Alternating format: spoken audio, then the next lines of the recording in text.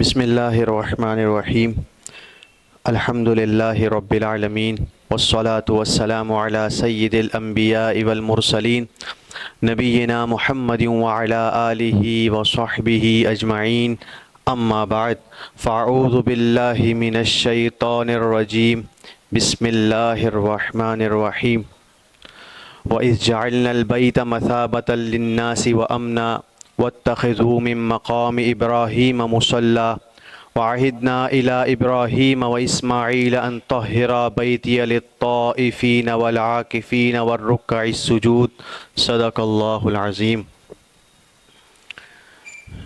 میں سب سے پہلے ان قاری صاحبان کو مبارکباد پیش کرتا ہوں جنہوں نے یہاں پر قرآن پڑھایا، اور ان لوگوں کو بھی مبارکباد پیش کرتا ہوں جنہوں نے انتہائی تحمل کے ساتھ صفوں میں کھڑے ہو کر قاری صاحب کا قرآن سنا۔ اللہ تعالی ہمیں ہر سال اسی طرح قرآن پڑھنے کی، پڑھانے کی، سمجھنے کی، سمجھانے کی توفیق نصیب فرمائے۔ چونکہ اعتکاف کا زمانہ قریب ہے تو اسی حوالے سے کچھ گزارشات آپ کے سامنے رکھنا چاہتا ہوں۔ مختلف زمانوں میں مختلف لوگوں نے مختلف طریقے ایجاد کیے اللہ تک پہنچنے کے لیے۔ اضافی مجاہدات، اضافی مشقتیں اور مجاہدات کی ایجاد کی تاکہ اللہ کے قریب ہوا جا سکے۔ اب بعض تو ایسے تھے جو ان طریقوں کو ایجاد کرنے میں حد اعتدال پر ہی رہے، حد سے تجاوز نہیں کیا، لیکن بعض ایسے بھی تھے جنہوں نے اللہ تک پہنچنے کے ایسے نئے طریقے ایجاد کیے، ایسی ریاضتیں اور مجاہدات کو اپنے اوپر لازم کر لیا کہ وہ اعتدال پر قائم نہ رہ سکے اور افراط اور تفریط کا شکار ہو گئے۔ اگر آپ تاریخ کو پڑھیں تو ان طریقوں میں جو لوگوں نے ایجاد کیے، یہ سمجھتے ہوئے کہ یہ طریقے ہمیں اللہ تک لے جائیں گے، اللہ کے قریب کر دیں گے، اس کی معرفت ہمیں صحیح حاصل ہو جائے گی، ان میں ایک چیز بہت کامن اور مشترک تھی۔ وہ کیا تھی؟ وہ لوگوں سے بے رغبتی اور کنارہ کشی۔ انہوں نے اپنے طور پر یہ سوچا کہ جب تک ہم مخلوق کے درمیان ہے اور دنیاوی جھمیلوں میں پھنسے ہوئے ہیں، ہم اللہ تک نہیں پہنچ سکتے۔ ہمیں اللہ تک پہنچنے کے لیے لازماً مخلوق سے کنارہ کشی اختیار کرنی پڑے گی۔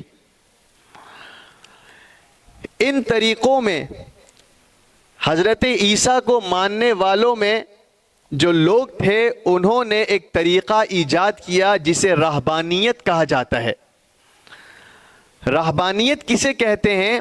رہبانیت کہتے ہیں کہ دنیاوی تعلقات، دنیاوی مصروفیتوں کو اور دنیاوی مشاغل کو چھوڑ کر جنگل کی راہ لے لی جائے، پہاڑوں کی کوہوں میں اپنا مسکن بنا لیا جائے، غاروں کے خلوتوں میں پناہ گزین ہو جایا جائے تاکہ اللہ کا تعلق حاصل ہو سکے۔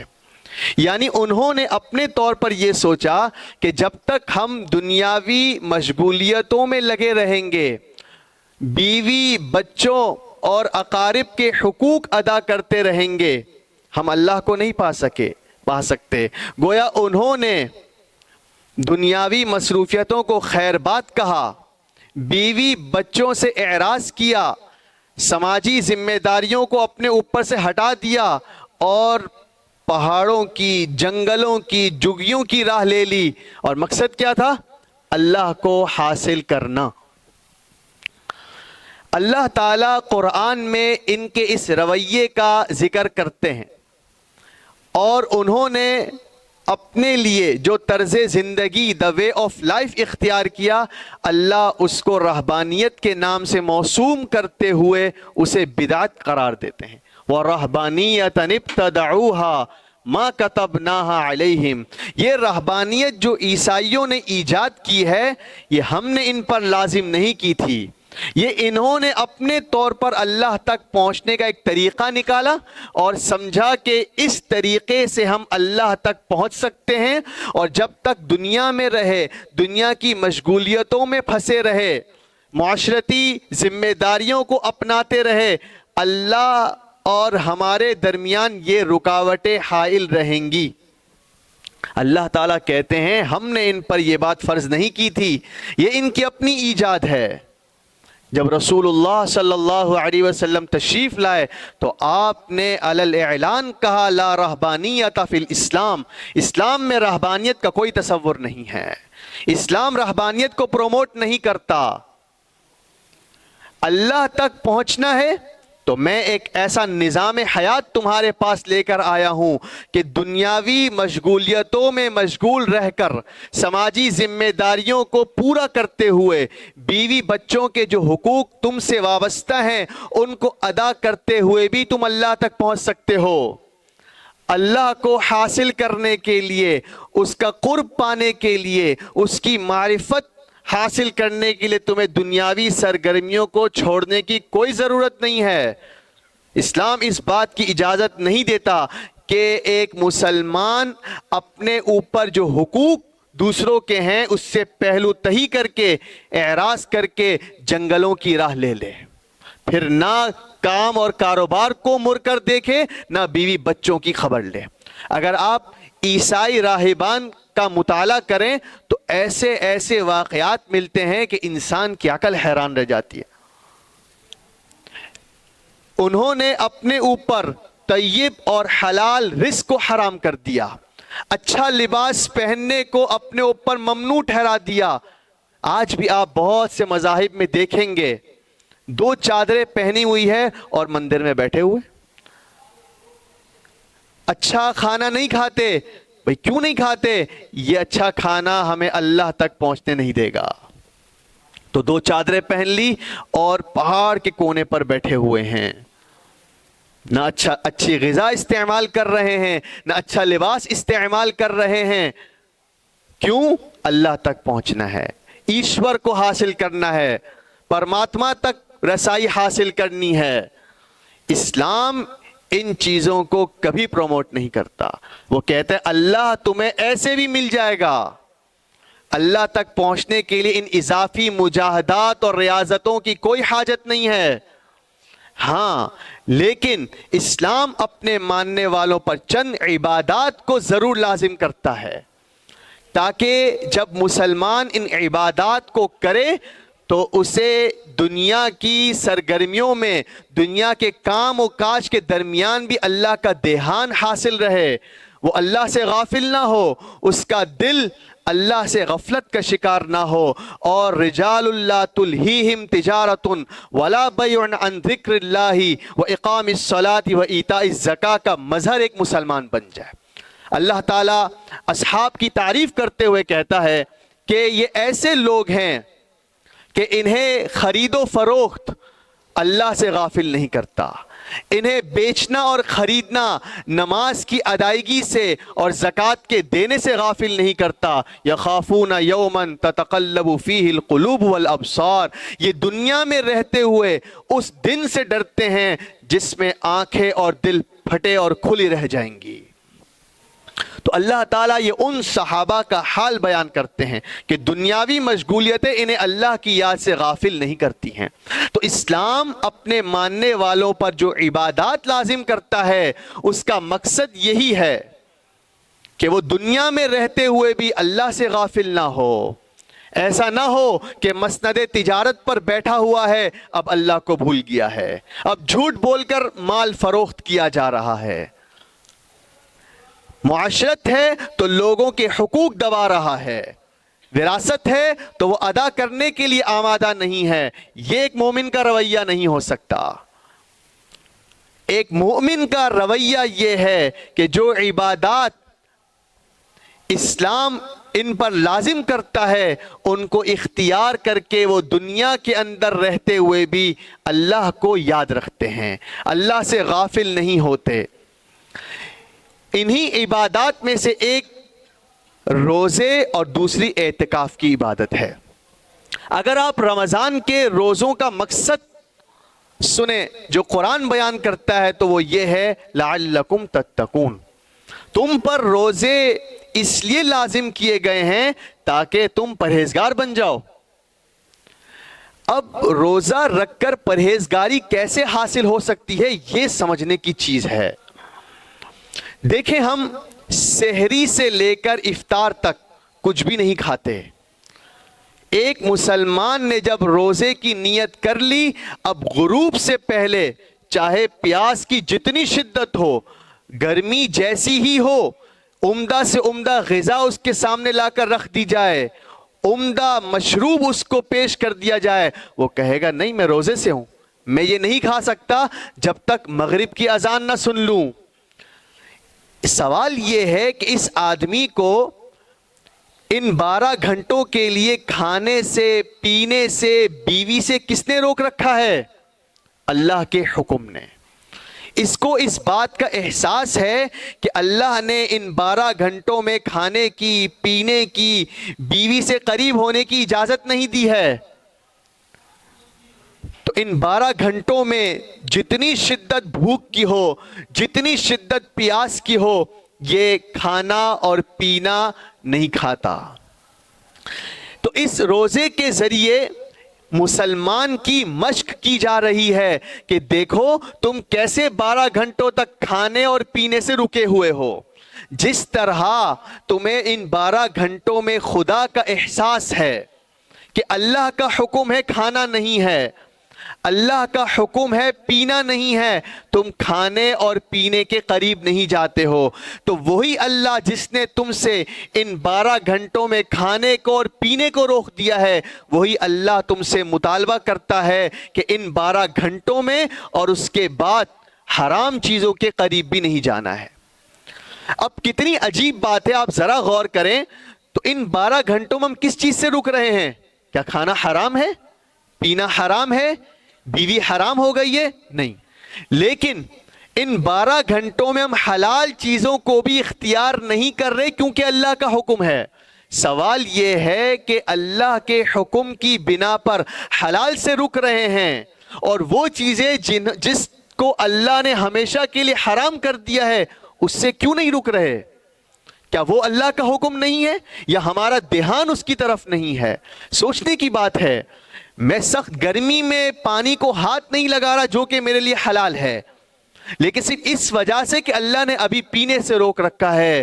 تو یاد رکھیں، جس طرح حلال چیزوں سے رمضان میں روکنے کی وجہ سے ہم رکے ہوئے ہیں، اللہ نے 24 گھنٹے کی زندگی میں بلکہ پوری زندگی میں جھوٹ سے، غیبت سے، فراڈ سے، دھوکے سے، لوگوں کے حق کھا لینے سے، وراثتوں کو دبا لینے سے روک رکھا ہے۔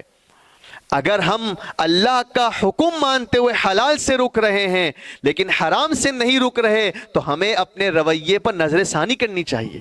وہ کیا چیز ہے جو مجھے حلال سے تو روک رہا ہے لیکن حرام سے میں نہیں رک رہا؟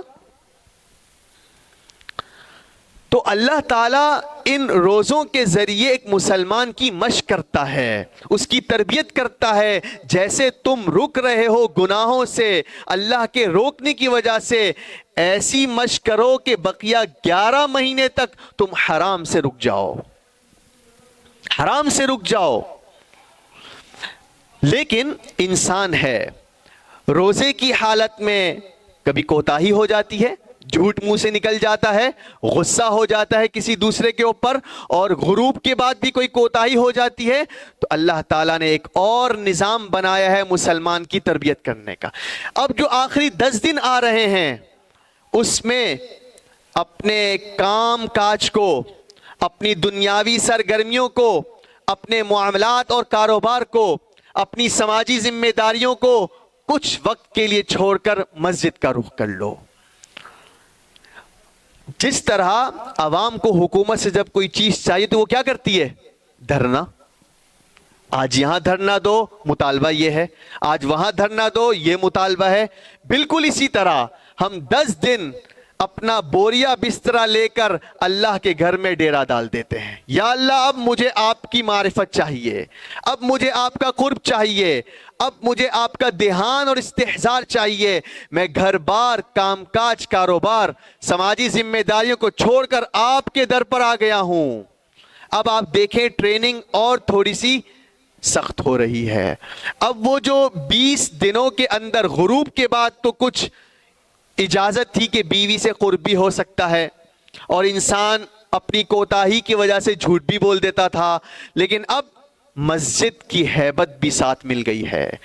اب مسجد کا ماحول بھی ہے، تو اب غروب کے بعد بھی جھوٹ کا، دھوکہ دینے کا، معاملات میں گڑبڑ کرنے کا موقع نہیں ہے. تو ان 10 دنوں میں اللہ تعالیٰ ایک مسلمان کی مزید تربیت کرتا ہے کہ دیکھو اب تو کھانے پینے سے بھی رکے ہو دوپہر میں، اور مسجد کا ماحول ہے، مبارک ماحول ہے، غروب کے بعد بھی گڑبڑ کرنے کا کوئی موقع نہیں ہے.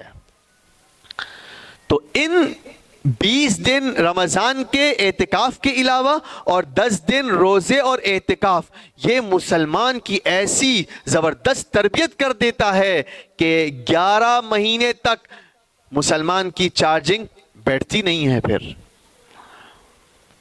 تو یہ 30 دن ایک مسلمان کو چارج کرنے کے لیے کافی ہیں. لیکن ہم دیکھتے ہیں کہ ان 30 دنوں کی ٹریننگ اور تربیت کا جو نتیجہ نکلنا چاہیے تھا، جو قرآن اور اسلام کو مطلوب تھا، وہ ہم نہیں دیکھتے.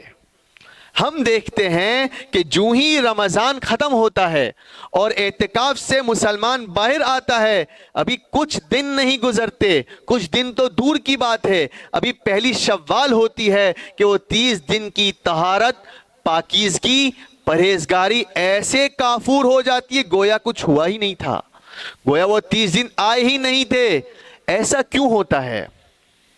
سوال یہ ہے کہ اتنی زبردست ٹریننگ ہماری کی جا رہی ہے، ایسی زبردست مشق ہماری ہو رہی ہے، لیکن 30 دن گزرتے ہی میں سب بھول جاتا ہوں، اور پھر پہلی شوال کو مسجدیں پھر ایسے ویران ہو جاتی جیسے رمضانوں سے پہلے تھی. اب پھر مجھے اللہ یاد نہیں ہے، پھر کاروبار میں نے اللہ کو بھلا دیا، پھر میں حقوق غصب کرنے پر تل آیا. ایسا کیوں ہوتا ہے؟ یہ سوچنے کی چیز ہے. اس کی وجہ سوائے اس کے اور کیا ہے کہ ہم نے عبادات کے مقصد کو ہی نہیں سمجھا ہے. ہم نے عبادات کی ظاہری شکل و صورت کو ہی اصل مقصد سمجھ لیا، اور ان عبادات کو لازم کرنے کا جو اصل مقصد اور منشا تھا اس کو یکسر فراموش کر دیا. ان عبادات کے لازم کرنے کا مقصد تو یہ تھا کہ خدا کا خوف میرے اندر پیدا ہو جاتا اور میں اللہ کی رضامندی اور احکام کو پوری طرح بجا لاتا.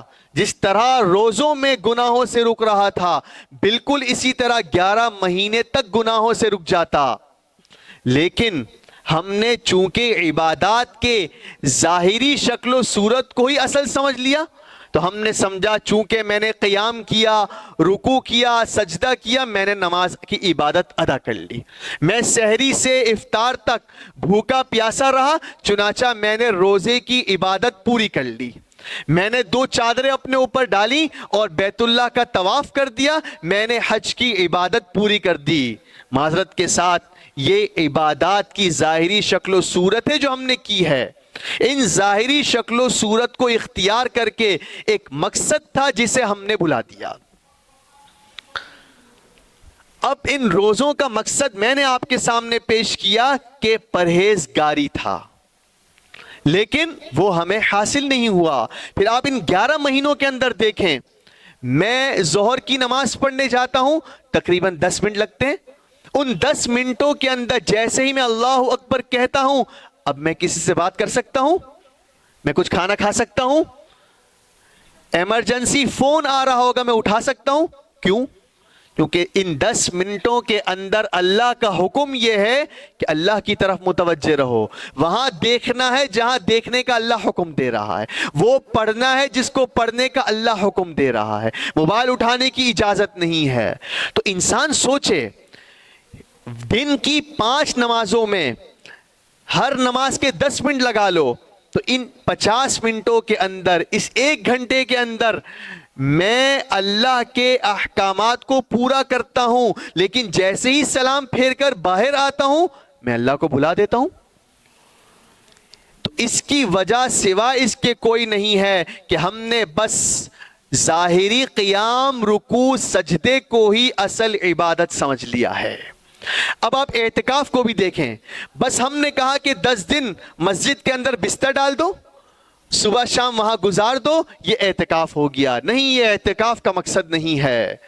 اعتکاف کا مقصد یہ تھا کہ ایسی مشق ہو جائے کہ جب ان 10 دنوں کے بعد باہر آؤں تو پھر مجھے دنیاوی سرگرمیوں کے اندر بھی، مسند تجارت پر بیٹھتے ہوئے بھی اللہ یاد رہے۔ میں جھوٹ بول کر، جھوٹی تعریف کر کر اپنے مال کو فروخت نہیں کر رہا، کیونکہ ایسی دھیان اور ایسی تربیت میری کر دی گئی ہے۔ لیکن افسوس کی بات ہے، آج ہم مسجد میں دیکھتے ہیں تو اعتکاف نہیں، گویا میلہ لگا ہوا ہے۔ 5 لوگ وہاں بیٹھے ہوئے گپ شپ لگا رہے ہیں، 8 لوگ وہاں بیٹھے ہوئے ہنسی مذاق کر رہے ہیں۔ تاجر کی تجارت مسجد میں ہو رہی ہے، ڈاکٹر اپنے مریض کا معائنہ مسجد میں کر رہا ہے، آفس سنبھالنے والے کی گویا آفس مسجد میں اٹھائی ہے، پیزا بھی آرڈر ہو رہے ہیں، باربیکیو بھی آ رہے ہیں۔ یہ اعتکاف کا مقصد نہیں تھا۔ اعتکاف کا اصل مقصد خلوت نشینی تھی۔ اعتکاف کا اصل مقصد وَتَبَتَّلْ إِلَيْهِ تَبْتِيلًا، سب سے کٹ کر اللہ کی طرف اپنے رخ کو کر دو۔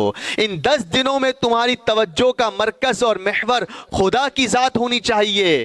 10 دن ہی تو مانگے ہیں، ان 10 دنوں کے اندر اپنا آپ اللہ کے سپرد کر دو، پھر دیکھو 11 مہینے کی زندگی میں اس کے اثر کو محسوس کرو گے۔ لیکن افسوس کی بات ہے، ہم نے اعتکاف کو بھی ظاہری حد تک رکھ دیا۔ 10 دن مسجد میں گزار دیے، اعتکاف ہو گیا، وہاں کیا کیا، کیسے گزارے، کچھ پتہ نہیں ہے۔ تو ہم نے اعتکاف کی عبادت کے مقصد کو بھی فراموش کر دیا، جس طرح نماز، روزے اور حج کی اصل مقصد کو فراموش کر دیا۔ تو ہمیں عبادات کے اصل مقصد کو حاصل کرنا ہے، جو کہ قرآن اور اسلام اور خدا کا منشا ہے۔ جب اسلام اور قرآن عبادات کو لازم کرتے ہیں تو اس کے مقصد کو آگے بیان کرتے ہیں۔ نماز کیوں فرض کی ہے؟ ان الصلاۃ تنہی عن الفحشاء والمنکر، تاکہ یہ نماز تمہیں بے حیائی اور برائی سے روک دے۔ روزہ کیوں فرض کیا ہے؟ لعلکم تتقون، تاکہ تم پرہیزگار بن جاؤ۔ اعتکاف کیوں فرض کیا ہے؟ تاکہ تمہارا باطن اللہ سے تعلق پیدا کر لے، تاکہ تمہیں دنیا کی جلوت میں بھی خدا یاد رہے۔ ایسا نہ ہو کہ مسجد میں تو اللہ یاد ہے، جیسے ہی مسجد کے باہر نکلا اب کون اللہ مجھے یاد نہیں ہے۔ کیا اللہ صرف مسجد کے اندر ہے؟ اسلام صرف عبادات تک اپنے ماننے والوں کو محدود نہیں کرتا، جس طرح اسلام عبادات پیش کرتا ہے وہ معاشرت بھی سکھاتا ہے۔ بیوی کے ساتھ تمہارا رویہ کیسا ہوگا، اسلام اس کو بتاتا ہے۔ وَعَاشِرُوهُنَّ بِالْمَعْرُوفِ، عورتوں کے ساتھ حسن سلوک اختیار کرو۔ تم میں سے بہتر وہ ہے جو اپنے گھر والوں کے ساتھ بہتر ہے۔ یہ اخلاق کا ایک معیار قائم کیا ہے، جس کے کئی حج ہو چکے۔ جو تہجد گزار ہے وہ تم میں سے بہتر ہے؟ نہ، جس کے اخلاق تم میں سب سے زیادہ بہتر ہوں، جو اپنے گھر والوں کے ساتھ سب سے اچھا سلوک اختیار کرتا ہے، وہ تم میں سب سے بہتر ہے۔ لیکن ایک بات میں یہاں پر اگر کسی کے دماغ میں غلط فہمی پیدا ہو گئی تو اس کو دور کر دیتا ہوں۔ اعتکاف رہبانیت نہیں ہے۔ ایسا بالکل نہیں ہے کہ اعتکاف کے دوران کسی سے بات نہیں کرنی ہے، کسی سے ملنا نہیں ہے۔ گھر والے آ رہے ہیں تو یہ کونے پر چھپ رہا ہے، بھائی تم سے بات نہیں کر سکتا، اعتکاف میں ہوں۔ گھر سے فون آ رہا ہے، ایمرجنسی کال ہے، اٹھا نہیں رہا۔ ایسا نہیں ہے، اعتکاف رہبانیت نہیں ہے۔ معتکف سب کے ساتھ مل کر نماز بھی پڑھے گا، لوگوں سے بات بھی کرے گا ضرورت کی حد تک، سحری افطاری بھی کرے گا، ملاقات کرنے والوں سے ملاقات بھی کرے گا ضرورت کی حد تک۔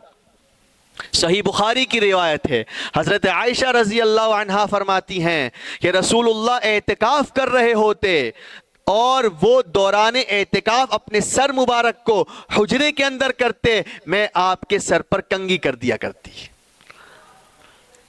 حضور صلی اللہ علیہ وسلم دوران اعتکاف اپنے سر مبارک کو حجرے کے اندر کرتے، میں آپ کے سر کو دھو دیا کرتی تھی۔ حضرت صفیہ فرماتی ہیں کہ دوران اعتکاف میں آپ سے ملاقات کرنے جایا کرتی تھی، کوئی ضروری بات ہوتی میں آپ سے کرنے جایا کرتی تھی۔ تو اعتکاف رہبانیت نہیں ہے کہ کونا کھانچا پکڑ لیا اب کسی سے نہیں مل رہا، لیکن اعتکاف کا یہ مطلب بھی نہیں ہے کہ جو معمولات زندگی تھے وہ مسجد میں بھی ہو رہے ہیں۔ جیسے باہر رہ رہا تھا، جیسی گپ شپ باہر ہو رہی تھی، ویسی ہی گپ شپ، ویسے ہی معاملات مسجد میں ہو رہے ہیں۔ اعتکاف رہبانیت اور عام معمولات زندگی کے درمیان کی ایک چیز ہے، اور مقصد کیا ہے؟ اللہ کا قرب حاصل ہو جائے، اللہ کا تعلق ایسے پیدا ہو جائے کہ جب میں باہر نکلوں اور دنیاوی معاملات میں مشغول ہوں تو اللہ مجھے یاد رہے، میرے قلب میں اللہ کا دھیان رہے، اس کا استحضار رہے، اور میری عبادات با مقصد ہو جائیں۔ صرف ظاہری شکل و صورت کو اختیار کر لینے سے عبادات کا اصل مقصد حاصل نہیں ہوتا۔ کیا وجہ ہے کہ کئی حج کر دیے لیکن زندگی ویسی ہی گزر رہی ہے، تہجد گزار ہے، نمازیں پہلی صف پر ہو رہی ہیں لیکن معاشرت بگڑی ہوئی ہے، معاملات خراب ہیں، تاجر بھروسہ کرنے پر آمادہ نہیں ہے۔ اس کی وجہ سوائے اس کے کوئی نہیں ہے کہ ہم نے عبادات کی اصل روح کو گم کر دیا ہے۔ ہمیں آج سمجھنا چاہیے کہ جو قرآن رسول اللہ صلی اللہ علیہ وسلم نے ہمیں پیش کیا یہ ایک مکمل ضابطہ حیات ہے۔ یہ انسان کو زندگی گزارنے کا ڈھنگ سکھاتا ہے، انسان کی زندگی با مقصد کیسے ہو جائے، اس کے دل میں اللہ کی محبت اور دھیان کیسے پیدا ہو جائے، یہ اسلام اور قرآن ہمیں سکھاتے ہیں، بشرطے کہ ہم قرآن کو سمجھے تو صحیح۔ قرآن کو سمجھنا ہی چھوڑ دیا، بس ظاہری تلاوت، ظاہری قراءت ہی قرآن کا اصل مقصد سمجھ لیا۔ شاہ ولی اللہ رحمہ اللہ فرماتے ہیں قرآن کتاب ہدایت ہے، کتاب قراءت نہیں ہے کہ بس پڑھتے چلے جاؤ، کچھ نہیں پتا کیا لکھا ہوا ہے، کچھ نہیں پتا اللہ کیا کہہ رہے ہیں، بس پڑھتے جا رہے ہیں۔ پڑھنا بھی ہے، سمجھنا بھی ہے، اور اس لیے سمجھنا ہے کہ اس کی تعلیمات میری زندگی میں آ جائے۔ میں انہی چند گزارشات پر اپنی بات ختم کرتا ہوں۔ وآخر دعوانا ان الحمد للہ رب العالمین۔